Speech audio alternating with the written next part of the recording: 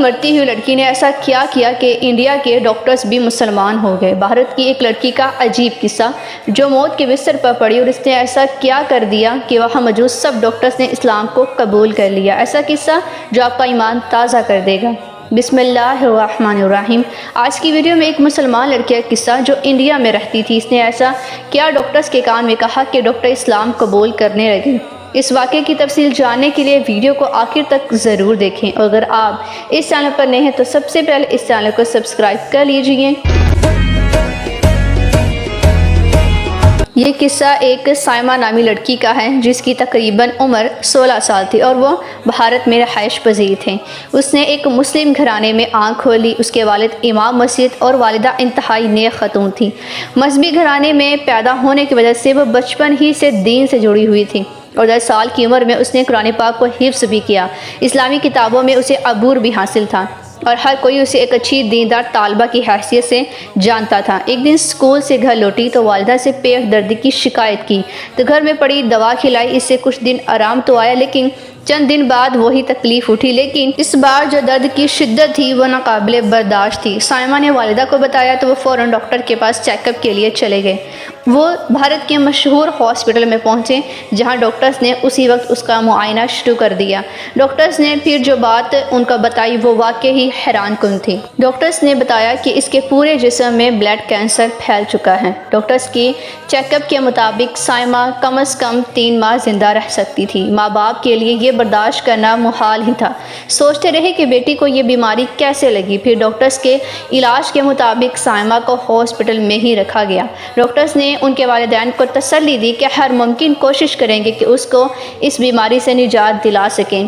اتنا کچھ دیکھتے ہوئے بھی بیٹی خود اپنے والدین کو تسلی دیتی، حوصلہ دیتی کہ اللہ پاک کی کوئی نہ کوئی خاص حکمت ہوگی، وہ اپنے بندوں کو اکیلا نہیں چھوڑتا اور بیماری میں ہی آزماتا ہے کہ بندہ اپنے اللہ کا کتنا شکر گزار ہوتا ہے۔ والدین بیٹی کے ان الفاظ سے مطمئن ہوئے اور اس پر اور زیادہ فخر کرنے لگے۔ خاص ڈاکٹر علاج کے لیے مصروف تھے اور ان میں سب جو تھے ڈاکٹرز وہ ہندو تھے۔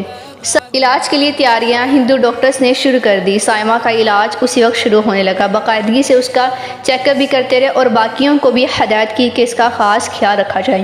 ایک دن ڈاکٹرز صبح کے وقت چیک اپ کے لیے آیا تو انہوں نے محسوس کیا کہ سائمہ کچھ پڑھ رہی ہے اور اس کا چہرہ انتہائی پرسکون ہے، جیسے اس کو کوئی بیماری ہی نہ ہو۔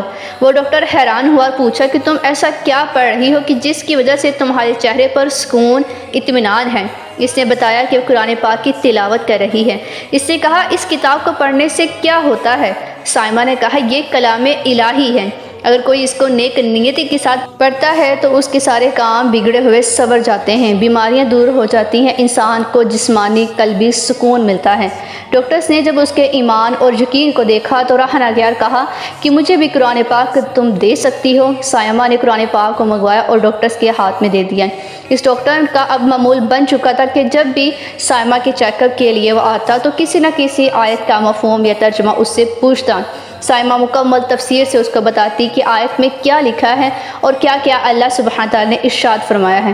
آہستہ آہستہ ہندو ڈاکٹر کو معلوم ہوتا گیا کہ دین اسلام ہی سچا دین ہے۔ ہندو ڈاکٹر کی دل کی دنیا بدل چکی تھی۔ اس نے پکا ارادہ کر لیا کہ وہ جلد ہی اسلام قبول کر لے گا۔